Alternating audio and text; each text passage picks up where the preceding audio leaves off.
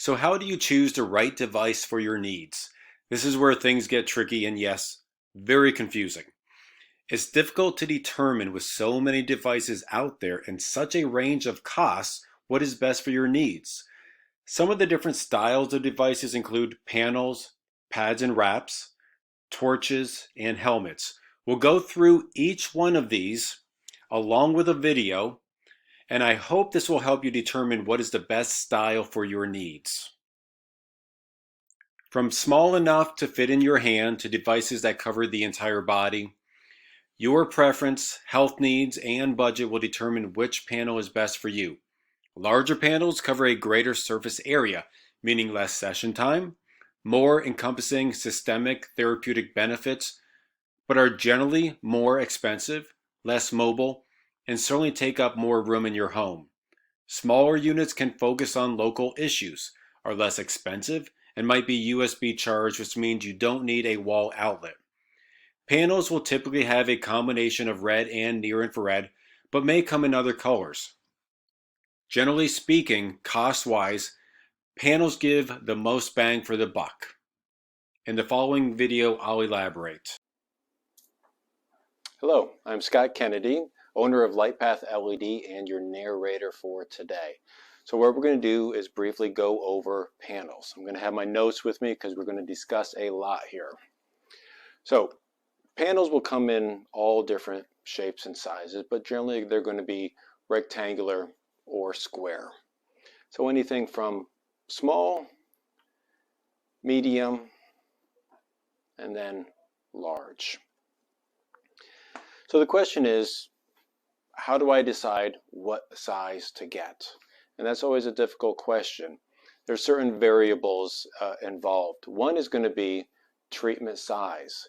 If I'm dealing with a small issue, maybe a wrist, maybe a neck, and a small one may be just fine. Maybe if I want to treat my entire face in one session, a medium size would be good. If I have larger areas, systemic type issues, then I'm going to want to go with the large. Another factor determining size is mobility. Obviously with something small, this can go with you anywhere. Generally these are USB charged, so I can unplug it and use it and take it on the go. Medium size, easy to move around the house, relatively lightweight also, and you can easily put this into a suitcase and take it with you traveling.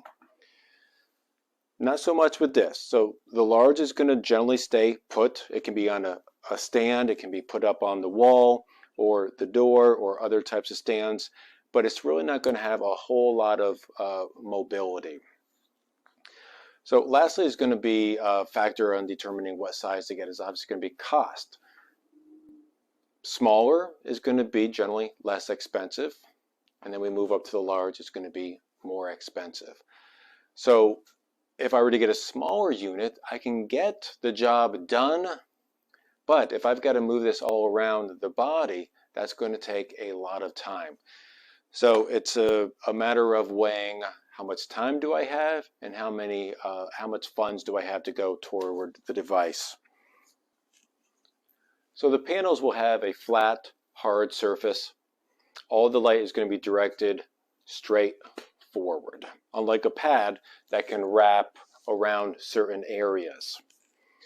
So the panel can be generally made of aluminum, iron, another metal, or lower quality will be made of plastic or fiberglass. So keep that in mind when you are looking. Fans are going to be in the back of more powerful units, and you can tell just by looking at the width of this here. This is about 3 inches wide. Same with the large, as opposed to about 1 inch wide. This one does not have a fan in it because the power is lower than in these devices. Each panel will consist of multiple bulbs. The bulbs are there to protect the diode chip. The diode chip is actually what determines the wavelength and the power. So I'll turn this one on. So here you can see we have red, and the one that we don't see anything on, that's the near infrared. As we discussed earlier, red is good for superficial. Near infrared is good for deeper areas. Both of them combined create more of a synergistic effect. That's why you'll see most devices will carry both the red and the near infrared. If you see something that says multi-wave, what that's saying is that instead of just one wavelength in the red, we may have a couple. So you may see one that has more of a red, another one that has more of an orange appearance. So we're dealing with two different wavelengths within that red category. Same with the near infrared. So we could have 810, 850, 880, 930. When we talk about the bulbs, you'll see a lot of companies that will promote 3-watt bulb or 5-watt bulb, or what they'll do is they'll add all the bulbs together and say, in this device we have 300 watts of power or 500 watts of power. What I want you to remember is that the bulb is not the power source. That is just really to protect the diode chip and to create a lens to focus that light that's coming out. Really, the diode chip is where the power is coming from. So the bulb may be 5-watt capacity or 3-watt capacity, meaning it can take 5 watts or 3 watts of power going through it, but that does not mean that the diode chip inside of that is actually that power. In most cases, when it's thin like this, we're talking about a 0.5 watt to 1 watt of power. When we have fans, we're going to be dealing with about 1 to 2 watts of power, not 3 or 5 as the company may suggest. So just keep that in mind. So once you have the panel, how do you use it? So the manufacturer is always going to recommend a certain amount of distance, a certain amount of time. Now again, we're not going to be putting this in direct contact with the skin as we would a pad or a torch because it is higher power. So it's meant to be a little bit away. And as you can see, when we pull that away, the light increases in size. So we're covering a greater area than if I was right here. And again, as we've already talked about, you don't want clothing to be in between you and the light. Generally, the manufacturer will recommend 6 inches away for about 10 minutes. Now, if we want to be 12 inches away, we're going to increase that time by about 50%. So if I am 6 inches away doing 10 minutes, I could also be 12 inches away for 15 minutes, 18 inches away for 20 minutes. This is very rough just based on the general panels that are out there. Now, there has been more research coming out recently that finds that actually having the panels further away, having a lower power over a longer time is actually going to be even more beneficial for the body. So although most companies will say 6 inches away for 10 minutes, I prefer 12 to 18 inches away and for longer amounts of time. It's a more natural way for the body to absorb the energy. In the following chapters, we'll talk about pulsing of the light as well and the benefits.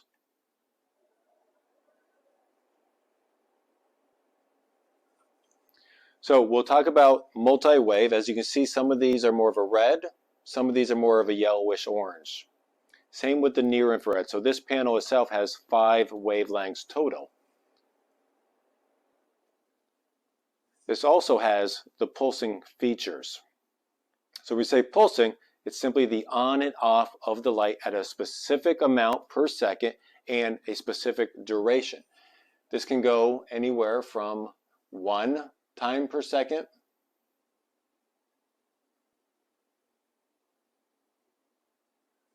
here we have 73, which you can just barely detect a flashing, all the way up to 5, even 10,000. At this speed, the eyes don't detect the pulsing, very similar to watching a movie.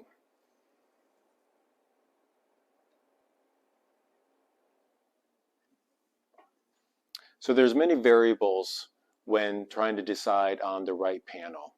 Cost, size, durability, strength, and one of the more important things is customer service. The key is that when you get a device in, you want to be able to have a company that can support you afterwards, that can help you along.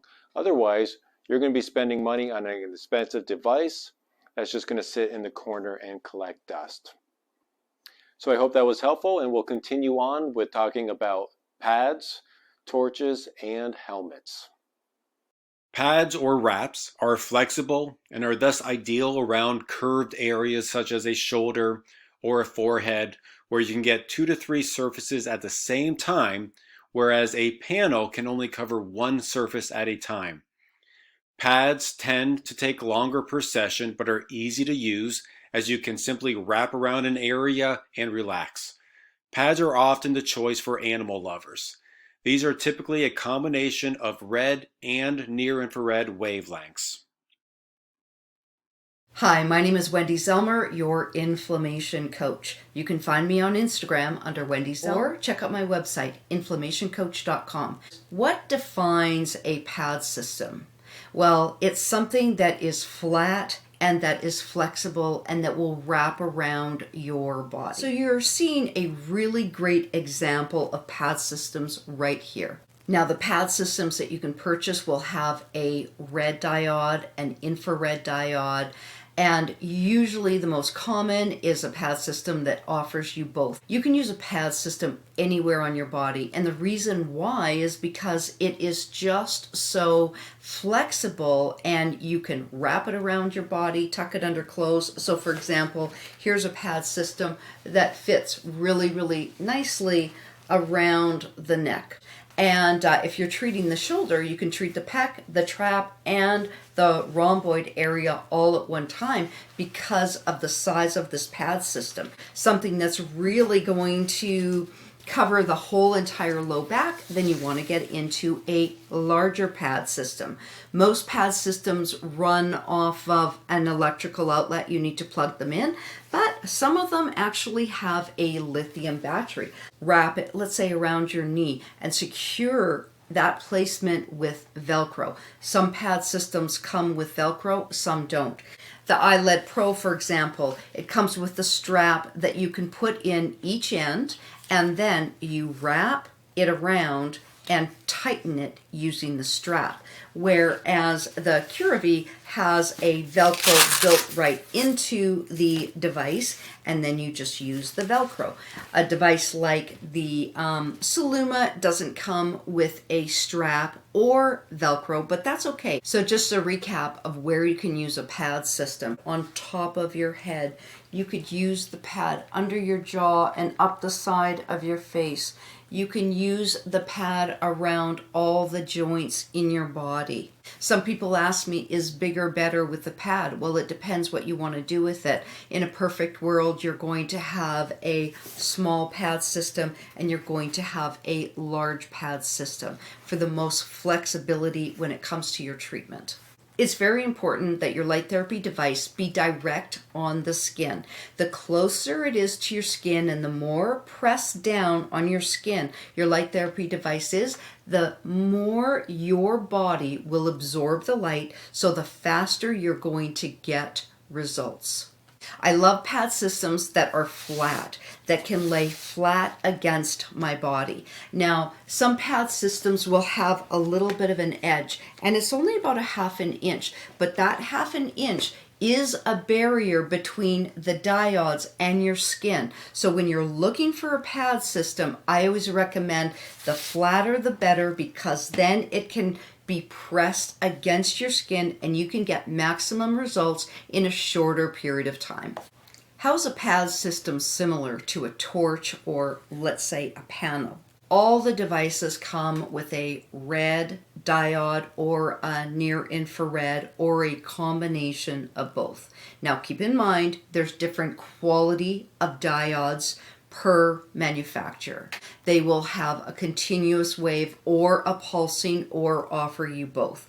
That is how they have the similarities. The devices are being built based on science, again keeping in mind that each company will use a different quality of diode. Now, a pad, a panel, or a torch, you can use that device to help reduce inflammation in the body, but each device will be used in a different way. If there's a red diode in a pad, a panel, or a torch, and all three of them have the 650 nanometer diode, can I treat myself in the exact same way with all three devices and get the exact same results? No. Now, the 650 nanometer red diode will treat your body in the same way, but you have to use each device differently. And I hope that makes sense. So obviously you're going to use a pad differently than a panel, and a torch differently than you would use a panel. And that's where working with someone who can help give you education on how to properly use your device really comes into play.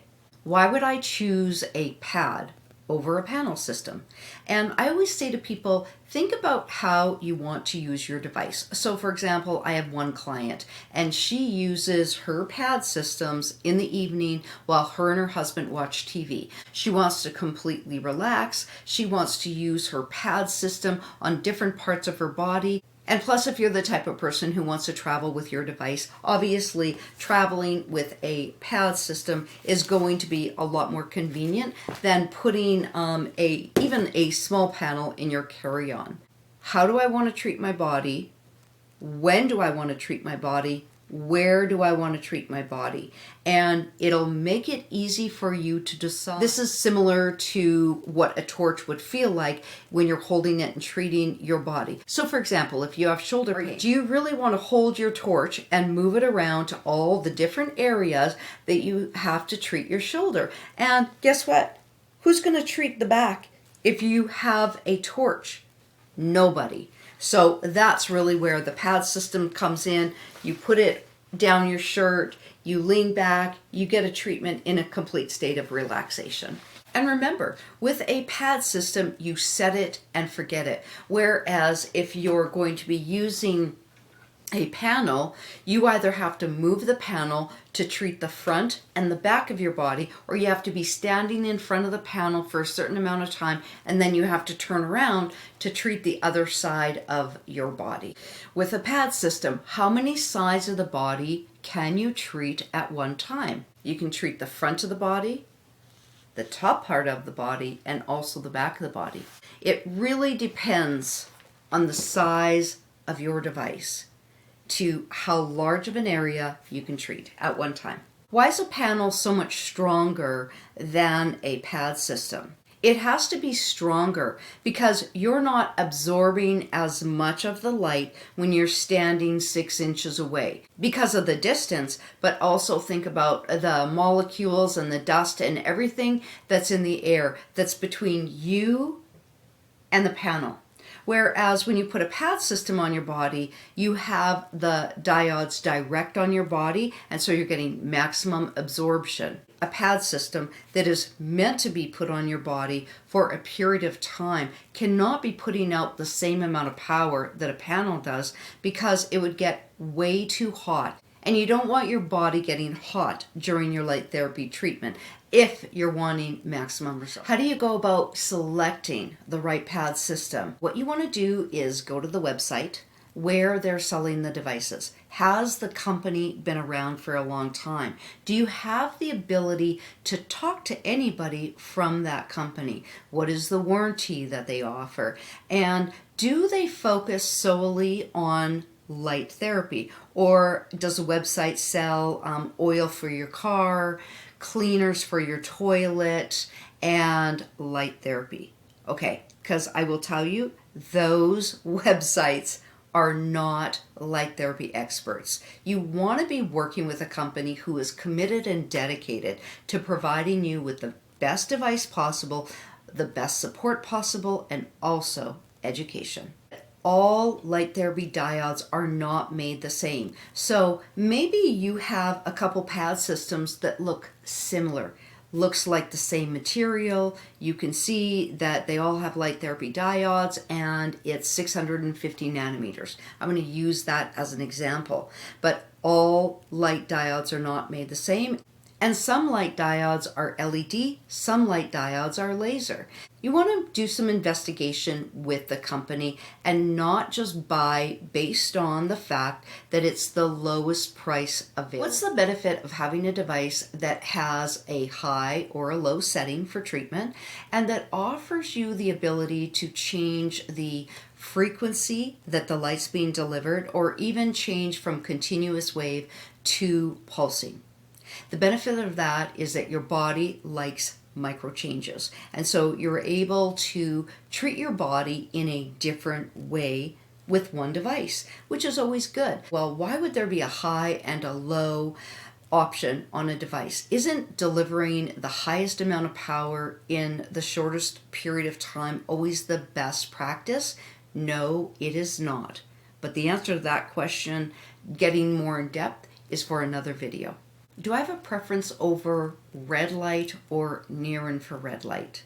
It depends what I'm treating. Sometimes, yes, I want red light. Sometimes I want the combination of red light and near infrared light. Sometimes I want a device that's LED. Sometimes I want a device that is a laser. So it really depends what I'm treating. Doesn't matter what type of material your device is made out of. So for example, there are some devices that are made 100% out of silicone. There are some devices that are complete fabric. And then there are some devices that have a combination. The eyelid has a combination of materials. You can see the stitching and material is top quality. I hope I was able to answer some of your questions in this video. I look forward to hearing from you. Sign up for some of my free classes. And until I see you again, keep your bright light shining. Torches look much like a small flashlight. They are focused on a small area. Using for meridian points has shown great results but takes time to learn. Fortunately, you don't need to be exact like a needle as the light covers about a square centimeter. Also commonly used for inside the mouth with the addition of an intraoral tip that gets attached to the end of the torch. Most torches are either red or a combination of red and near infrared. Hi, I'm Diana Connolly. I'm a certified light therapy instructor, and today we're going to talk about photopuncture. But before we really get into photopuncture, I just want to make sure that we all have established what light therapy is and does. So light therapy, which is also known as photobiomodulation, meaning modulating the biology with light, photo, photons, light, bio, biology, modulation, changing, so changing the body with light. It increases circulation, it reduces pain, it stimulates cellular repair, and a fourth thing that we know that red light therapy does is activate acupuncture points. So we have tools like this. This is a photopuncture torch, and I'll turn it on here for you, and see it's red light. It is red 660 nanometer red light on this device. And we use it to locate or to activate acupuncture points. So let me show you how that would be done. So I know that we have an acupuncture point right here, one that's really good for things like inflammation and edema and swelling, that sort of stuff. It's just a very simple one to show you right now on this video on my arm. So how would I find that point if I didn't know? Well, they're in the divots. Your acupuncture points you're gonna fall into them, and that divot is about as big as my finger here. And I know if I go past it, I'm kind of going back up a hill, but I fall into it right there. So I take my light, turn it on, and shine it right on that point there. And we'll hold it there for 15 seconds to 30 seconds. It's not uncommon to have a yawn, or a cough, or blink your eyes a bunch, or swallow a bunch, or anything like that. All of those things are called releases, and they're very, very common. Horses do them, dogs have releases, cats have releases, we have releases, see it all the time. You notice maybe I'm swallowing there a little bit. And then we just hold it for 15 to 30 seconds. And we move along different points. So a full chart of points might have up to 10 points that I'm doing. So for me, every day, I do health and wellness points. And there's about 10 points that I do every day and to help maintain overall health and wellness for my body. So we're going to leave this point. Oops. And we'll go over to the other arm and find that same point over here. So here it is again. I'm going to come up and I'm going to fall into it. Right there. Grab my torch and shine my light on it. And right away I'm going to yawn.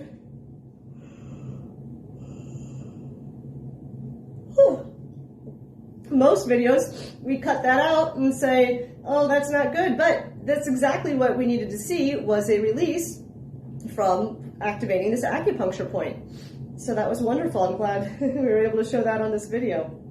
And that's how easy it is. I mean, you're not going to hurt anything. Your device should never get too hot. It should never burn you.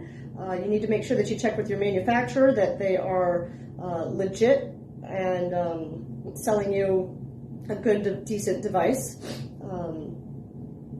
But that's as easy as it is right there. Many of us are familiar with things like having sinus congestion, for instance. So we know that, oh man, my sinuses are all congested, and you start going like this, and you go, oh, that's tender right there. Ooh, well, that's an acupuncture point. And if it's tender, it needs some light on it. So we just take the light again, and we'll put it there. Some people have concerns on whether or not you should shine it in near or around the eye. Again, you need to make sure the manufacturer you're working with, but it should not hurt your eye. The red light's not going to hurt. It's not fun to stare at and look at, obviously, but it's not going to hurt your eye. And then so we just hold this for a little while, and then I would switch it over to the other one and hold it there as well. And that's how simple and easy photopuncture is to use. Helmets or caps can be used for hair loss, but I want to be very clear. Although helmets may look similar, the one for hair loss is dramatically different than the one for brain issues. For hair loss, you'll typically find just red light, as we don't need much penetration to reach the follicle.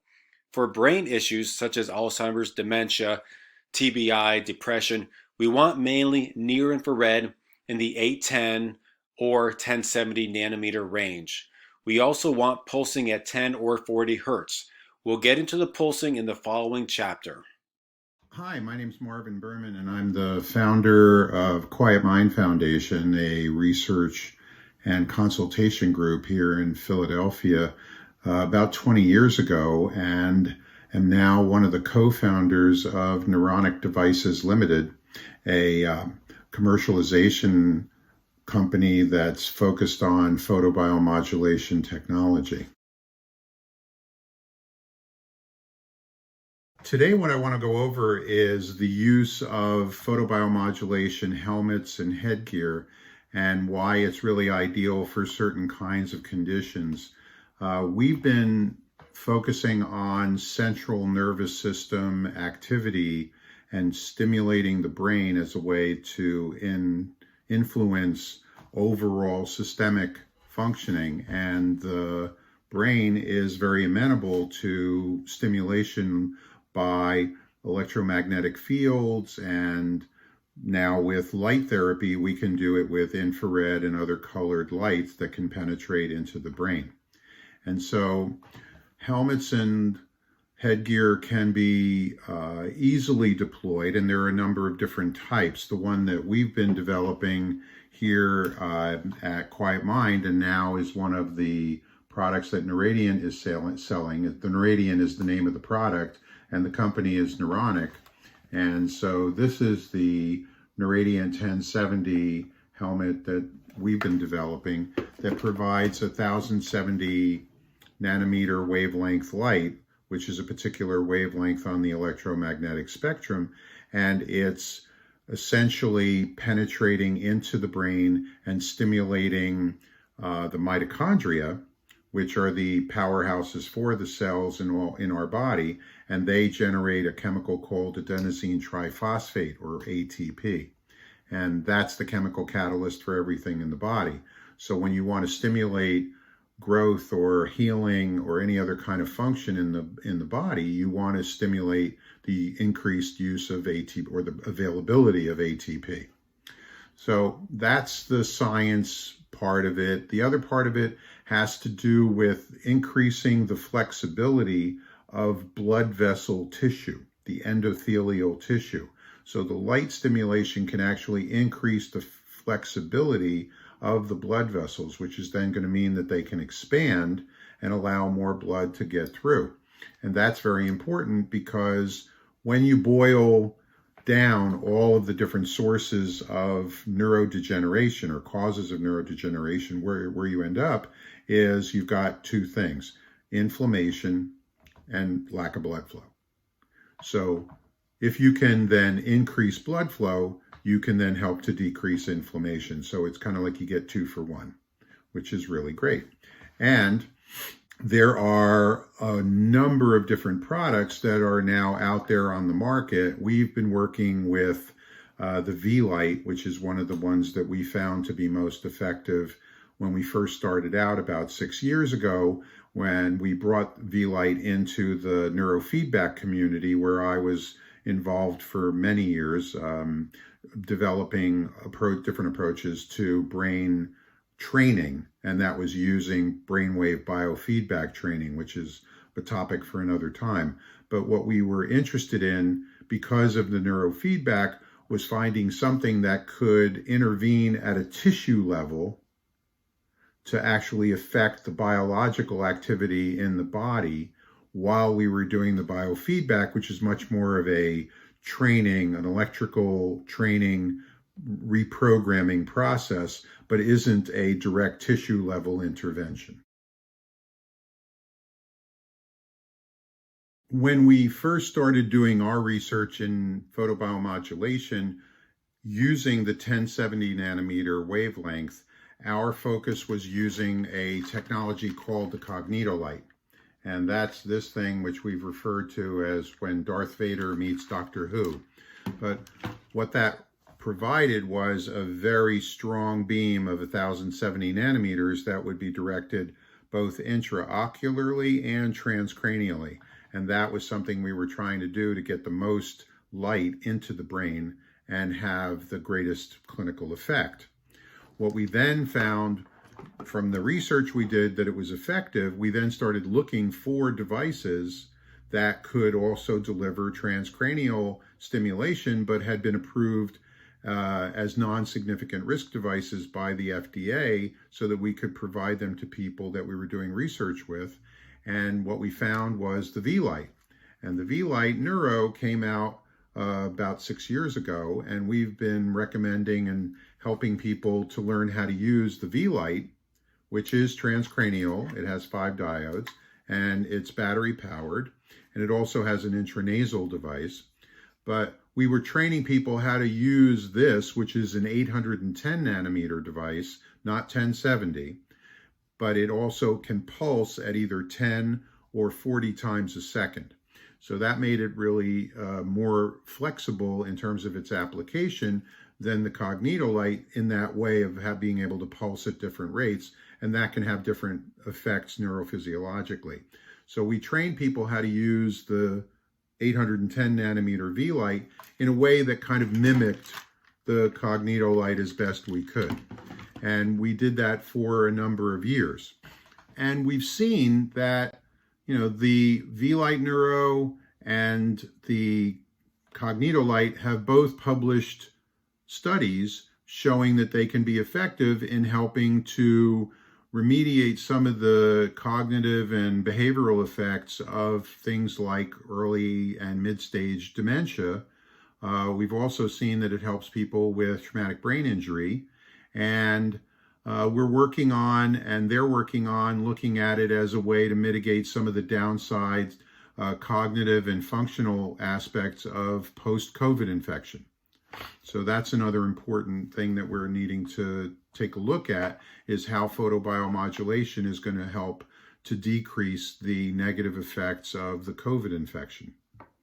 So when we talk about the directing of the light energy into the brain, we're talking about literally photons, not heat. We're not generating heat, but we're directing photons of light into the brain, and they call that a radiance. And so we're talking about getting more and more and more light into the brain. And one of the things that we found is that the pulsing of the light on and off can have an effect of deepening the penetration into the brain. So when there's just straight, full, continuous stimulation, the penetration isn't necessarily as great as when you pulse the light and the photons land on top of each other and go deeper and deeper into the brain. When we talk about the wavelengths of light, we're talking about the whole spectrum. And so what we've been focusing on is the near infrared spectrum, but there are helmets and transcranial devices that range from 660 nanometers all the way up to over 1200. We focus on the 1070 because we've gotten good results in our research with it, and because it seems to have a different kind of biological impact within that optical window of 1070, 1065 to 1075 nanometers. When we talk about frequency, we're talking about the number of times per second that the lights turn on and off. So it's a pulse frequency. And like I said before, it has something to do with the depth of penetration, but it also has to do with stimulating a response in the brain having to do with electrical activity and the fact that you can stimulate changes in brain electrical activity by simply stimulating light pulses on the surface of the scalp. So because of our experience with neurofeedback, we want to be able to modify brain electrical activity at the same time as we're also having an effect biologically using the photobiomodulation stimulation. So that's the reason for the pulsing on our part. And there are a whole range of different pulse frequencies that we can use, and they again have to do with either increasing or decreasing actual EEG amplitude, but also we can also pulse on different sides of the head or in front and back. And so we can affect changes in what they call coherence, or the connection between the left and right hemisphere or the front and the back of the brain. So those are important aspects of how we conduct the kind of treatment that we're trying to do. It's different essentially from just simply putting a lamp on your head.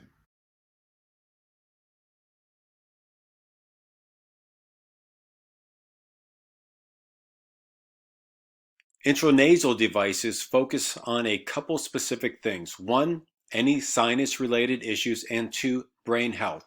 For brain health, it works by increasing blood flow and oxygen to the brain. These devices are typically red only and may incorporate pulsing. Full body beds or pods are typically found at wellness centers or gyms. They can range in price from $10,000 to $150,000. Typically, the lower priced ones found in gyms are red only or use light tubes that are low in power and not focused. These are most similar to panels as they are not skin contact. Multiple panels can be put together to get a similar experience, but the pod allows the ability to lay down, which is very relaxing. So when you're determining which style, it mainly comes down to your issues and what you want to accomplish with light. For systemic issues, a larger unit like a panel would be better. For more specific issues, a smaller panel or a pad system. For cognitive issues, a pad system or a helmet. And for meridian point and intraoral, torches are ideal. Now, if budget wasn't an issue, we could have all of these, as there's no one device that does it all. But certainly combining two or more of these styles can only increase your results.